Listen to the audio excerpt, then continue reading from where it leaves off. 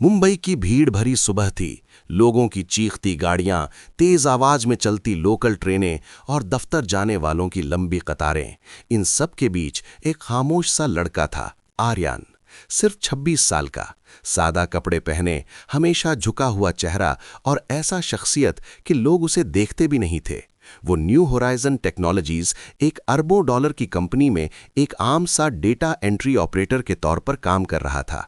लेकिन दुनिया को जो दिखता था, आर्यन वैसा बिल्कुल नहीं था।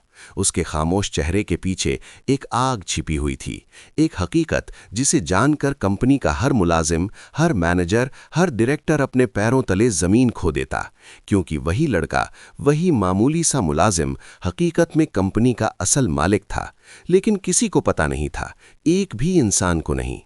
आर्यन के वालिद कृष्णा राव भारत के सबसे ताकतवर और नर्म दिल सन्नतकारों में से एक थे। उनकी कंपनी न्यू होराइजन टेक्नोलॉजीज मुल्क की सबसे बड़ी टेक कंपनियों में शुमार की जाती थी। लेकिन आर्यन का बचपन आम नहीं था। उसकी वालिदा का जल्द इंतकाल हो गया और वालिद हमेशा कारोबार में मसरूफ रहते। आर्यन अक्सर अकेला रहता। एक दिन जब आर्यन 22 साल का था, उसके वालिद को दिल का दौरा पड़ा।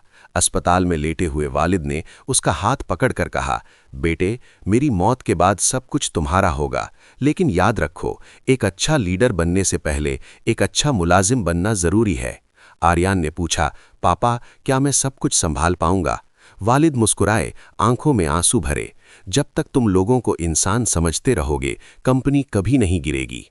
इसी रात वालिद का इंतकाल हो गया और आर्यन एक झटके में अरबों का मालिक बन गया।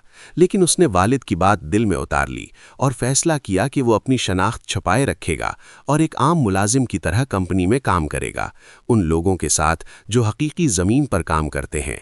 वो सीखेगा, देखेगा, समझेगा। 3 महीने बाद आर्यन एक छोटे से किराए के कमरे में रहने लगा। महंगी गाड़ियों के बजाय वो लोकल ट्रेन से दफ्तर आता। वो किसी को नहीं बताता कि वो कौन है। कंपनी में लोग उसे कम अहमियत देते, कई लोग चिढ़ाते भी थे। सबसे ज्यादा बुरा सलूक करने वाला शख्स रोमन सिंह, सीनियर मैनेजर, एक घमंडी, सख्त और डंडा जैसा इंसान था जो अपने मुलाजिमीन को हमेशा डराता। वो कहता, कंपनी के मालिक को सिर्फ नताइज चाहिए, जज्बात नहीं। आर्यन को यह सुनकर हमेशा अपने वालिद याद आते। एक दिन एचआर ने बताया कि नई मुलाजिमा आ रही है। उसका नाम था अंजलि माँ कपूर। ज़हीन, खुद एतमाद और दिल से निहायत मेहरबान। दफ्तर में सब उसे मुतासिर करने की कोशिश कर रहे थे, लेकिन अंजलि माँ सिर्फ एक शख्स के पास बैठी, आर्यन के पास। क्यों? क्योंकि उसने देखा था कि फ्लोर पर सबसे नर्म, सादा और खामोश शख्स वही था। आहिस्ता आहिस्ता दोनों में बातचीत बढ़ने लगी। एक दिन अंजलिमा ने पूछा, तुम इतने खामोश क्यों हो? अपने बारे में कभी कुछ नहीं बताते? आर्यन मुस्कुराया, कुछ कहानियां वक्त आने पर ही बतानी चाहिए। अंजलिमा को यह जवाब अजीब लगा, जैसे वो कुछ छिपा रहा हो। एक सुबह दफ्तर में हंगामा मच गया। कंपनी में ऑडिट टीम आई और पाया कि कुछ फाइलें गलत अपडेट हुई हैं। रोमन सिंह चिल्लाया, ये सब डेटा एंट्री टीम की गलती है, और सीधी उंगली आर्यन पर। आर्यन में खामोश आवाज में कहा, सर, मैंने फाइल दुरुस्त अपडेट की थी। रोमन गुर्राया, चुप, तुम जैसे लोग कंपनी के नाम पर बदनामी हो। फ्लोर के सामने आर्यन को बेइज्जत कर दिया। अंजलिमा गुस्से में बोली, आपको किसी को इस तरह बोलने का कोई हक नहीं। रात को दफ्तर खाली होने के बाद आर्यन कॉन्फ्रेंस रूम में अकेला रो रहा था।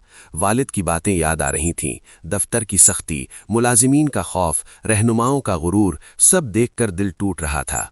पापा, क्या आपने वाकई सही कहा था? क्या ये लोग इंसानियत समझते भी हैं? इसी वक्त अंजलिमा वहां आई।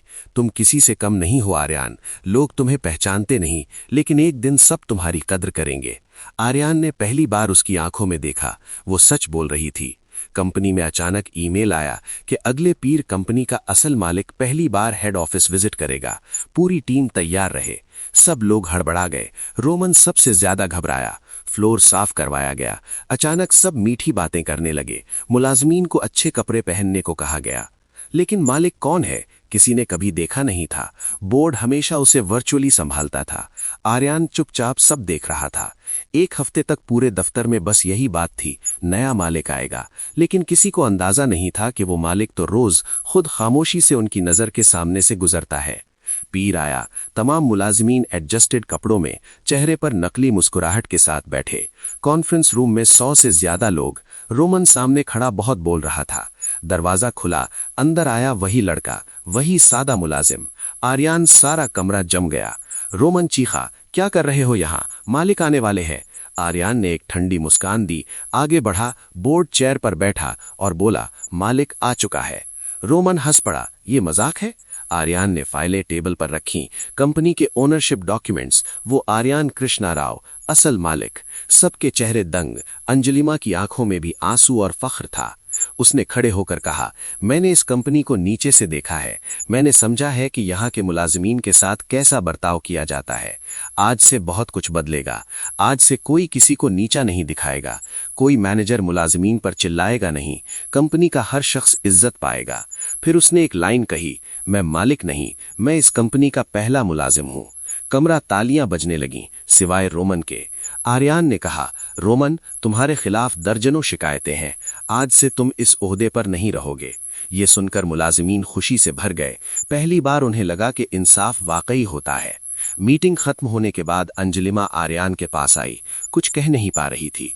आर्यान मुस्कुराया, तुमने ही तो कहा था एक दिन सब मुझे पहचानेंगे। अंजलिमा बोली, फिर तुमने क्यों छुपाया, मुझे क्यों नहीं बताया। आर्यान ने कहा, क्योंकि तुम उन लोगों में से थीं जिन्होंने मुझे बिना पहचाने इज्जत दी। दोनों के बीच एक नई समझ पैदा हुई, एक रिश्ता, एहतराम, एतबार और सच्चाई का। आने वाले महीनों में आर्यान ने पूरी कंपनी की कल्चर बदल दी। हमदर्दी, एहतराम और सीखने की पॉलिसियां नाफिज की। मुलाजिमीन के परिवारों के लिए मेडिकल प्लान बने। पहली बार लोग खौफ की जगह मोहब्बत से काम करने लगे। कंपनी पहले से 4 गुना तेजी से बढ़ी। भारत की सबसे तेजी से बढ़ती टेक कंपनी बन गई। और हर मुलाजिम कहता, सादा मुलाजिम नहीं, इसने हमें असल मालिक का मतलब समझाया।